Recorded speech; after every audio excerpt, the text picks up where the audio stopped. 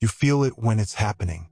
That exact second when your body plummets into the void and you wake with a violent spasm, heart racing, hands sweating. Science calls this hypnagogic myoclonus and treats it as an insignificant neurological glitch. But what if that moment is actually a portal opening? What if, in that instant between being awake and asleep, you were touching the edge of a realm that has existed within you all along? Carl Jung spent 50 years studying this territory. He discovered that our unconscious is not a dark basement where we throw bad memories. It's a living, pulsating world, inhabited by forces he called archetypes. They're not fantasies. They're behavioral patterns as real as your lungs or your heart. They shape every decision you make, every person you fall in love with, every fear that paralyzes you at 3 in the morning.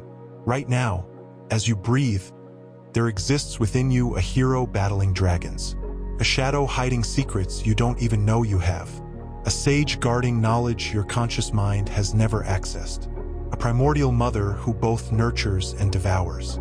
They don't sleep. They wait for you to be brave enough to visit them. Tonight will be different. We're not just going to sleep. We're going to consciously dive into the archetypal realm using techniques Jung developed and that shamans of ancient cultures have known for millennia. This isn't ordinary meditation. This isn't New Age visualization. This is an archaeological expedition into your own psyche. The preparation begins now. Wherever you are, stop. Feel the weight of your body, every muscle, every joint. Breathe deeply and realize you're not just inhaling oxygen. You're breathing in the primordial mist from which all dreams humanity has ever had emerge. Close your eyes. It doesn't matter if it's day or night. The archetypal realm doesn't follow the clock of the physical world. There's a strange luminescence now, a light that comes from nowhere but is everywhere. You're no longer in your bedroom, your living room, your office. You stand before an immense gate made of black stone that seems to absorb the light around it. Ancient engravings cover every inch. Symbols you've never seen in your life, but which you recognize deep in your soul.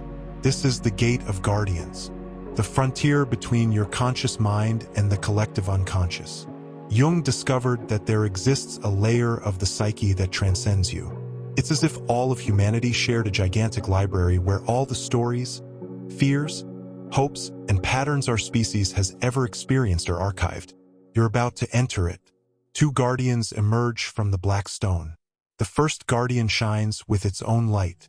Golden armor, upright posture, eyes that recognize you immediately. This is your conscious self. The part of you that says, I am, when you look in the mirror. The voice that narrates your thoughts. The identity you've built over the years with your name, your profession, your preferences. The smiles. Familiar, safe, predictable. The second guardian makes you instinctively recoil. A dark silhouette, without defined form, with eyes that glow like embers. This is your shadow.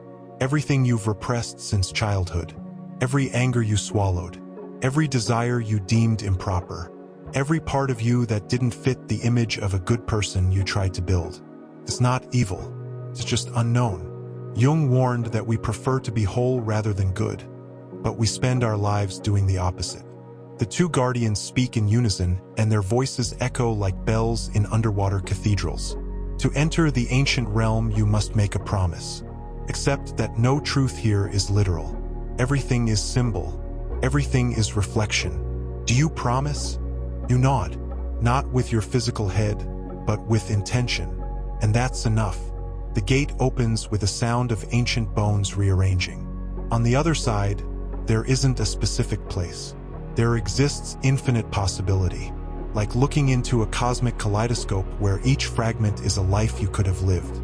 All the versions of you that died when you chose one path instead of another. You cross through. The ground beneath your feet is soft, almost alive. Around you, an impossible forest extends as far as your perception reaches. The trees here aren't made of wood. They're solidified memories. Each trunk is a forgotten moment from your childhood. Each leaf is a dream you had but can't remember upon waking. Each root plunges into traumas you swore you'd overcome. This is the forest of forgotten dreams. Jung called this unintegrated dream material, Every experience your mind recorded but your consciousness ignored for being too small, too strange, or too inconvenient. You think you forgot, but everything is here. Every word that hurt you at 7 years old. Every disapproving look that shaped your personality. Every moment of pure joy you dismissed as silly.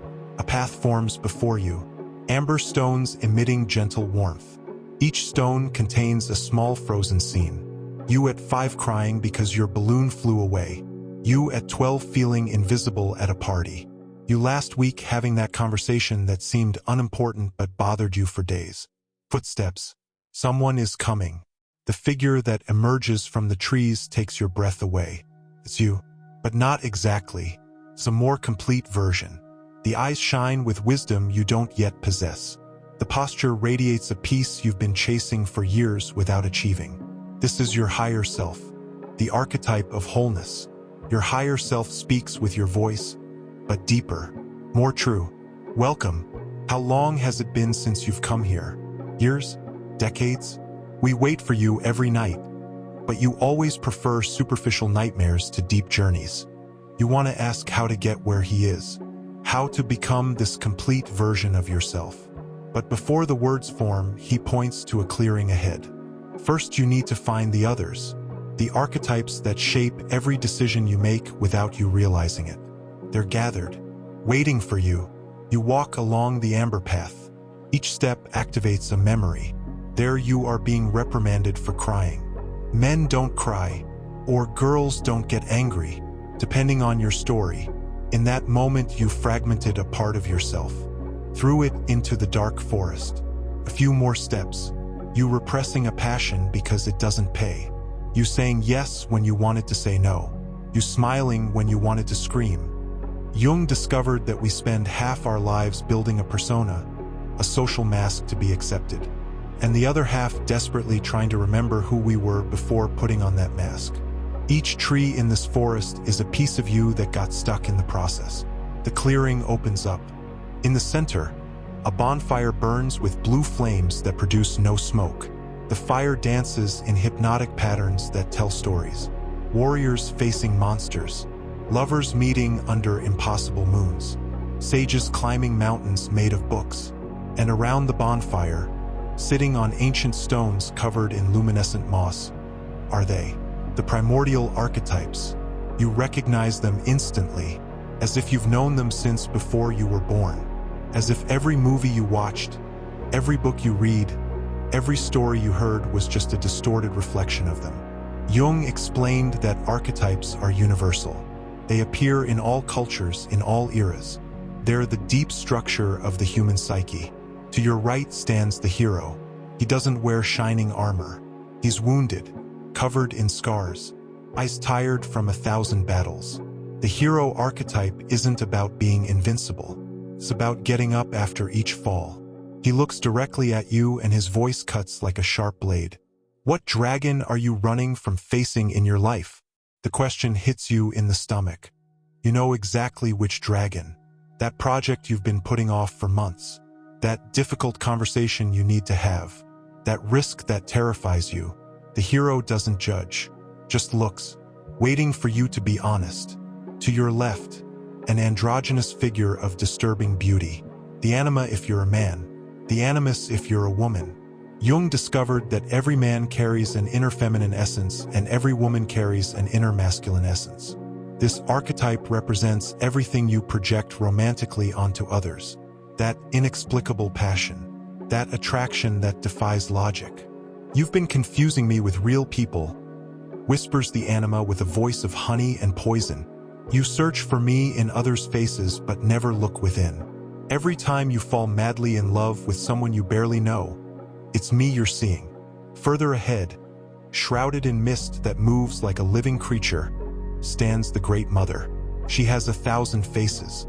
The loving mother who rocks you, the witch who devours, the fertile earth, the abyss that swallows.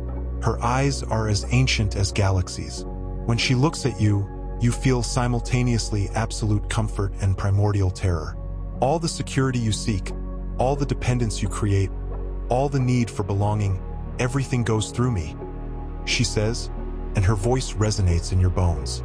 You still look for me in bosses, in partners, in groups. You want me to tell you that you're safe, that you're doing it right. But growing up is accepting that the Great Mother both nurtures and destroys. And both are necessary. You understand now why certain separations destroy you more than they should. Why certain bonds suffocate you even though they're apparently healthy. It's the Great Mother operating through real people, keeping you in the cosmic womb when you should have been born years ago. In the shadows, almost invisible, the old sage observes in silence. He doesn't speak, just smiles with that irritating wisdom of someone who's seen it all. He points to the stars above, stars that form constellations telling the story of your life, but also of all lives. Jung realized that the sage never gives direct answers. He guides you so that you discover for yourself. And then you see the last one around the bonfire. Your shadow, the dark guardian from the gate. But here, in the sacred circle, she doesn't seem threatening. She seems sad, exhausted. You've locked me away for so long, she says with your voice but distorted. But I hold your greatest powers, your creative anger, your unapologetic ambition, your healthy selfishness. I'm everything you call bad but which, in the right dose, would make you whole. Jung spent years studying the shadow. He concluded that we can't eliminate it. Trying to do so guarantees it will sabotage you from behind the scenes. The only option is to integrate it. Recognize that those impulses you condemn in yourself aren't your enemies. They're misdirected powers. The old sage finally stands up. In his hands, fragments of a broken mirror. Each piece reflects a different version of you. You as a child, you as a teenager, you as you could be at 80 years old. He speaks and his voice sounds like ancient pages being turned. To integrate the archetypes, you need to pass through the test of the shattered mirror. Jung called this individuation, the process of becoming who you really are instead of who everyone expected you to be. He hands you the first fragment. When you look, you see that memory, you being reprimanded for expressing emotion. That day you decided that part of you was unacceptable. Cut it off. Threw it into the darkness. The second fragment shows you repressing a passion because it wasn't practical. The third shows you betraying your own values to be accepted. Each fragment you integrate continues the sage, returns a piece of your vital energy. You've been living with only 40% of your psychic power.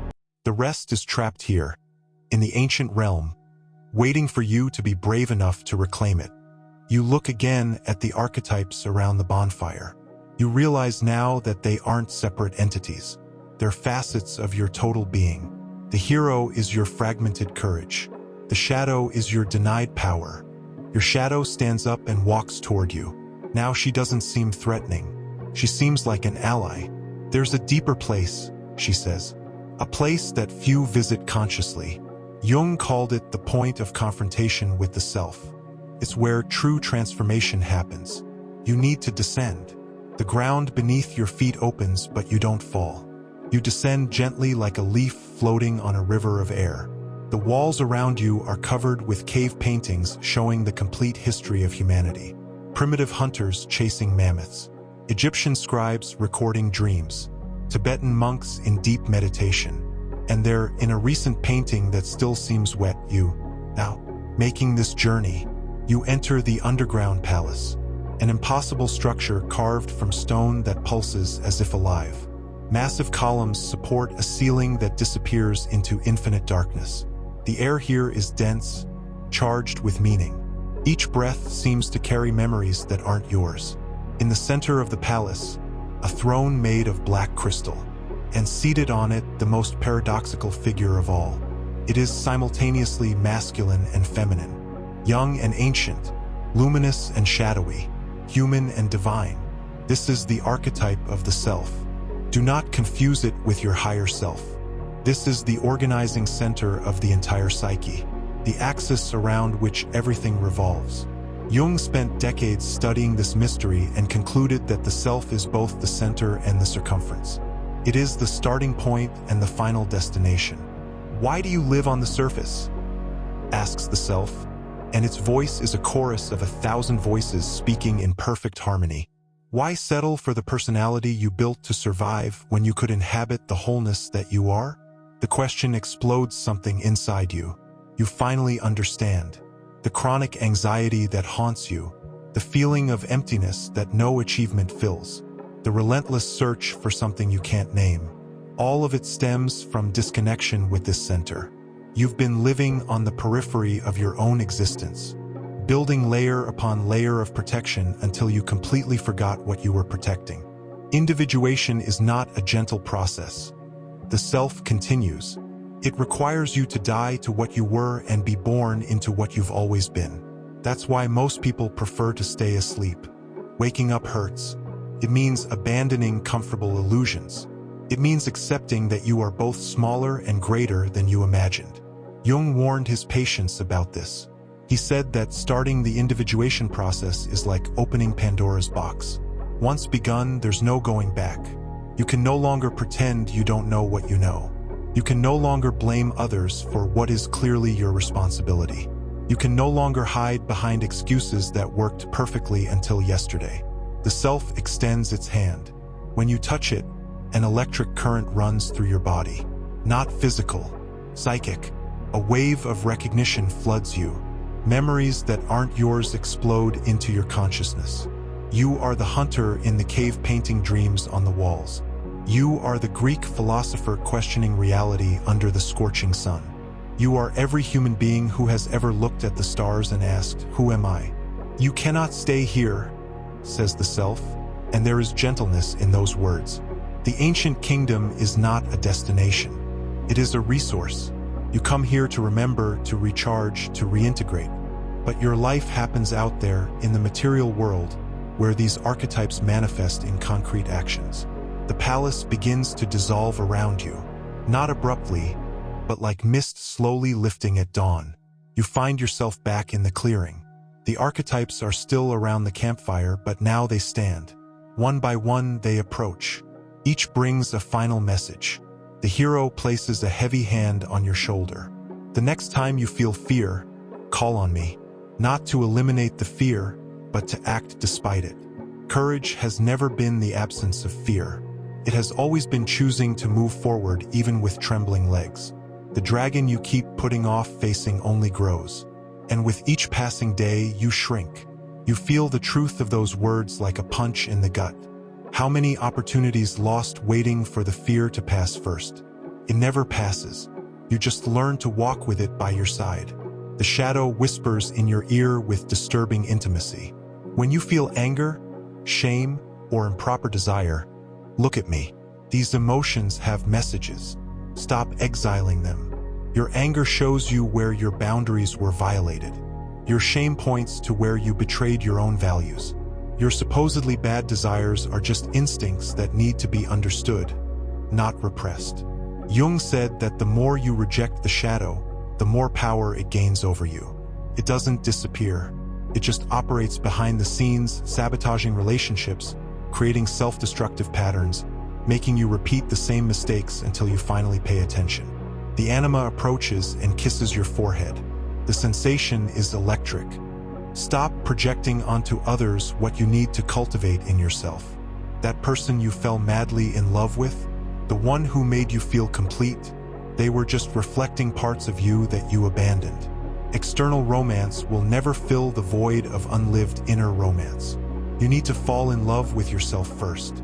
This explains so much. The overwhelming passions that end in disappointment. The eternal search for a soulmate. The feeling that something is missing in you that only someone else can fill. All of it is the anima's projection onto real people who can never carry that weight. The Great Mother envelopes you in a hug that smells of wet earth and mother's milk. Primordial comfort. You are always safe. Even when everything crumbles, you return to the cosmic womb to be reborn. But safety is not stagnation. I am also the force that pushes you out of the nest, that destroys what needs to die. Trust the cycle, death and rebirth. Always. The wise old man hands you all the mirror fragments, now mysteriously fused into a single whole mirror. Look. You look and see, for the first time, your complete face. Not the mask you wear at work. Not the edited version you post on social media. Not the son or daughter your parents expected. You see the complete human being, with all the contradictions, wounds, potentials, and majesty. This is the gift of individuation, says the self, now at your side. It's not about becoming perfect. It's about becoming whole. A path of light forms, leading you back through the forest of forgotten dreams. But now the forest looks different. The trees of repressed memories no longer seem threatening. They just seem sad for having been ignored so long. You pass the amber stones, and every frozen scene inside them now makes sense. They weren't random moments. They were points of fragmentation, places where you split yourself to survive. You at 5 years old learning that certain emotions were unacceptable. You at 12 discovering that being too authentic led to rejection. You at 20 sacrificing dreams on the altar of pragmatism. Each fragment now returns, not erasing the past, but integrating the lessons without carrying the wounds anymore. Jung explained that integration isn't resurrecting who you were before the traumas. It's incorporating all versions of you, including the wounded ones, into a coherent whole. The scars remain, but now they tell a story of survival and transformation instead of just pain. You arrive again at the gate of the guardians. But something has changed. The luminous guardian, your conscious self, is no longer alone on one side, while the dark shadow stands on the other. Now they stand side by side, not fused into a homogeneous mass, but working together. Light needs shadow to have form. Shadow needs light to have purpose. You made the journey, they say in unison. But understand, this wasn't a cure. It was an awakening. Individuation doesn't end. It's a lifelong process. You didn't visit the ancient kingdom to get rid of problems. You visited to gain tools. Now the real work begins. Jung warned his patients about this moment. Many returned from their first exploration of the unconscious thinking. They were completely healed. Then life happened, and they realized that knowledge isn't transformation. Insight isn't integration. You can perfectly understand how your patterns work and still repeat them for years. The gate opens again. On the other side, you feel your physical body, the bed beneath you, the temperature of the room, the distant sound of real life happening, but you haven't fully returned yet. You're in that liminal space between worlds. Jung called this the transcendent function, the place where conscious and unconscious meet and create something new. You can return every night, says the conscious self.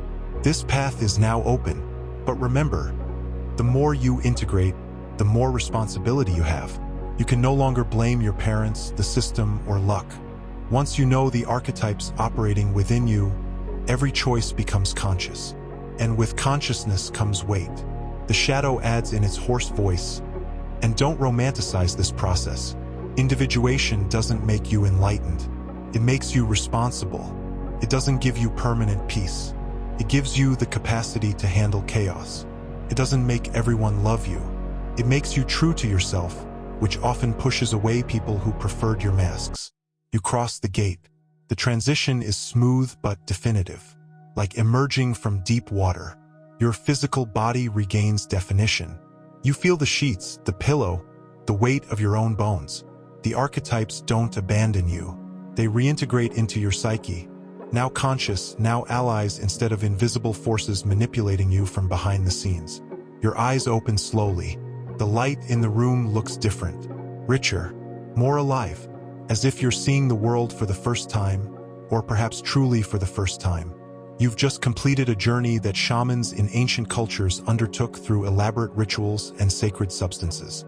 Jung discovered we can access these realms through conscious work with dreams, active imagination, and deep visualization techniques. Here's the truth no one tells you about personal development. It's not about adding more layers to your personality. It's not about becoming someone new. It's about peeling away the false layers and reclaiming what was always there. The archetypes aren't abstract concepts for philosophical debates. They're real psychic forces influencing every choice you make right now. When you procrastinate on that important project, it's the hero stalled on his journey. When you fall head over heels for someone you barely know, it's the anima projected. When you feel envy towards someone, It's the shadow screaming that this quality exists in you too, but you denied it. When you seek constant approval, it's the great mother keeping you dependent. Every emotion, every pattern, every neurotic repetition has an archetype operating behind the scenes. Jung dedicated his entire life to mapping these inner territories. He called it doing the work. And it's not poetic metaphor. It's real, hard, sometimes painful work. It requires looking at parts of yourself you'd rather ignore. It requires abandoning comfortable illusions about who you are. It requires accepting that you are simultaneously less special and more powerful than you imagined. The alternative is worse. It's living asleep, on autopilot, reacting to the archetypes without ever consciously engaging them. It's repeating the same relational patterns for decades and calling it bad luck. It's sabotaging every opportunity and blaming external circumstances. It's dying without ever truly living because the person living your life was a persona, a social mask, not you. Every night when you close your eyes, the ancient kingdom is still there. The campfire burns eternally. The guardians wait at the gate. The self in the underground palace holds a mirror with your name engraved on it. And every night you have a choice. You can fall asleep passively, letting the unconscious flood you with random dreams and recycled nightmares. Or you can make the active journey. Jung had one final warning he repeated to anyone willing to listen. Until you make the unconscious conscious, it will direct your life and you will call it fate. Read that again. Everything you call bad luck, wrong timing, lack of opportunity, the wrong people, it's actually your unconscious operating. It's the unintegrated archetypes creating the same patterns over and over until you finally wake up and pay attention. You can actively visit the ancient kingdom through techniques like this, or it will visit you through midlife crises, destructive relationships, psychosomatic illnesses, the persistent, inescapable feeling that there's something more, something profound you're missing while chasing superficial distractions. The invitation is made. The portal remains open. And every night, when you close your eyes, the choice is entirely yours. Fall asleep or travel. Forget or integrate. Stay fragmented or become whole. The archetypes are waiting. The question is whether you'll have the courage to meet them. If this journey stirred something in you, subscribe to the channel. We'll explore other territories of the human psyche that Jung mapped but few dare to visit. Now tell me in the comments, which archetype did you most recognize operating in your life? The hero, the shadow, the anima, or the great mother? And more importantly, which one are you most afraid to meet face to face?